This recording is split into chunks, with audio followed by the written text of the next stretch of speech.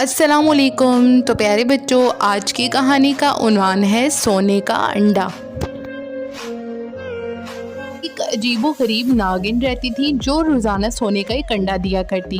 घर का मालिक मुफ्त की दौलत मिलने पर बहुत खुश था और इसने घर वालों को ताकीद कर रखी थी कि वो ये बात किसी को ना बताएं। कई माह तक ये सिलसिला यूं ही चलता रहा। एक दिन नागिन अपने बिल से निकली और इनकी बकरी को डस लिया। इसका जहर ऐसा जानलेवा था कि देखते ही देखते बकरी की मौत वाक़या हो गई।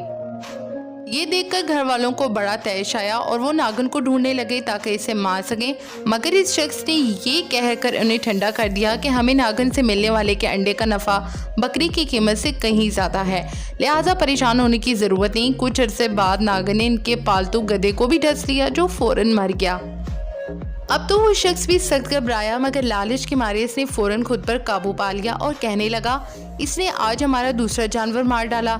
खैर कोई बात नहीं, इसने किसी इंसान को तो नुकसान नहीं पहुंचाया। घर वाले चुप हो गए।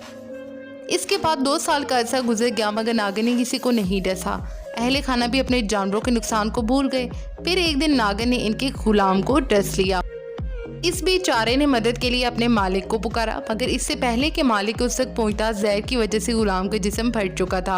अब वो शख्स परेशान होकर कहने लगा, इस नागिन का जहर तो बहुत खतरनाक है। इसने जिस को डसा वो फौरन मौत के घाट उतर गया।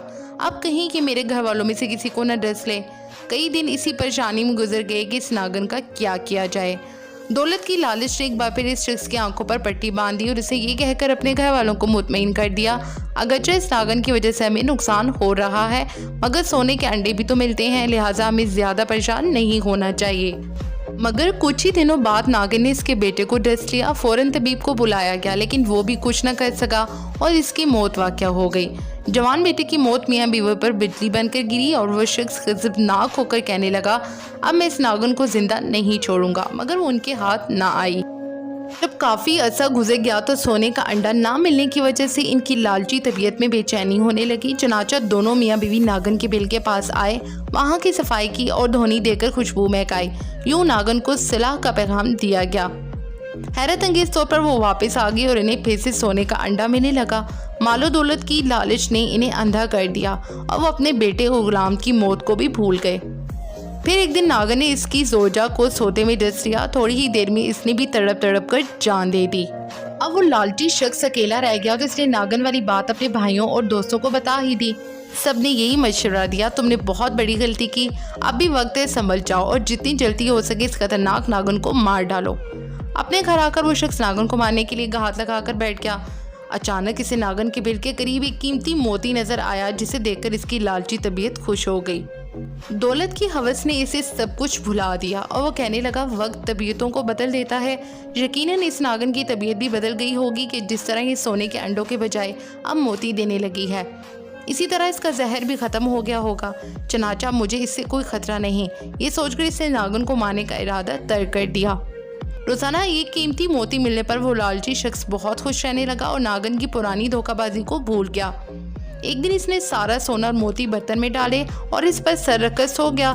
इसी रात नागिन ने इसे भी डस लिया। जब इसकी चीखें बुलंद हुई तो आसपास के लोग भागम भाग वहां पहुंचे और इससे कहने लगे, तुमने इसे मारने में सुस्ती की और लालच में आकर अपनी जान दांव पर लगा दी। लालची शख्स शर्म के मारे कुछ न बोल सका। सोने से भरा हुआ बर्तन अपने रिश्तेदारों और दोस्तों के हवाले किया और कहराते हुए बड़ी मुश्किल से कहा, आज के दिन मेरे नज़दीक इस माल की कोई कदर कीमत नहीं, क्योंकि अब ये दूसरों का हो जाएगा और मैं खाली हाथ इस दुनिया से चला जाऊंगा। कुछ ही देर में इसका इंतकाल हो गया। तो प्यारे बच्चों, इस कहानी से हमें ये सबक मिलता है कि हमें कभी भी लालच नहीं करनी चाहिए। तो मेरे प्यारे से बच्चों, अगर आपको आज की ये कहानी पसंद आई हो तो मेरे चैनल को सब्सक्राइब करके बेल का बटन प्रेस कर दें, ताकि आप आइंदा आने वाली इसी तरह की अच्छी सी कहानियाँ सबसे